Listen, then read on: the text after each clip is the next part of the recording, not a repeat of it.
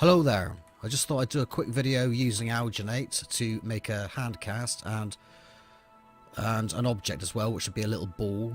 This video will show you how not to do it in places. Like I'm pouring out the Alginate there into a container, and I'm going to add water to the Alginate, but really you want to add the Alginate powder to the water so you get a better mix. But I didn't have enough containers to do what I was going to do, so there you can see I'm pouring in the water into the Alginate, but like I say, you want to pour the powder into the water.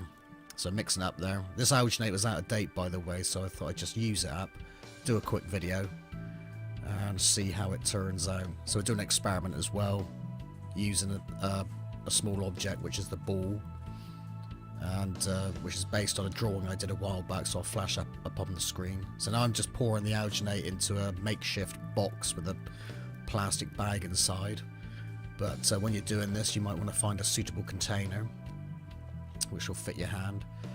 So there I'm just putting my hand into the Alginate, and I'll leave it there for a couple of minutes or so to allow the Alginate to set, and then we can mix up some plaster of Paris to make our cast. I didn't show you the hole which was left over where I inserted my hand, but hopefully you get the gist. There is actually another Alginate Lifecasting video on this channel, but it's a very old one, and I'll do a more in-depth one in the future. So there's a plaster of Paris. I mix that up. So the plaster of Paris is 50-50, 50% water, 50% plaster of Paris.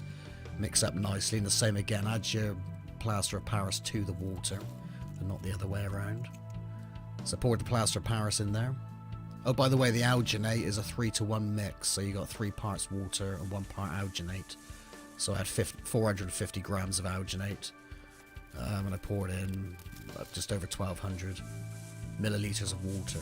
So now I'm unwrapping the Alginate from the plastic bag, and we'll carefully cut the Alginate out with a knife. Obviously the Alginate is set there.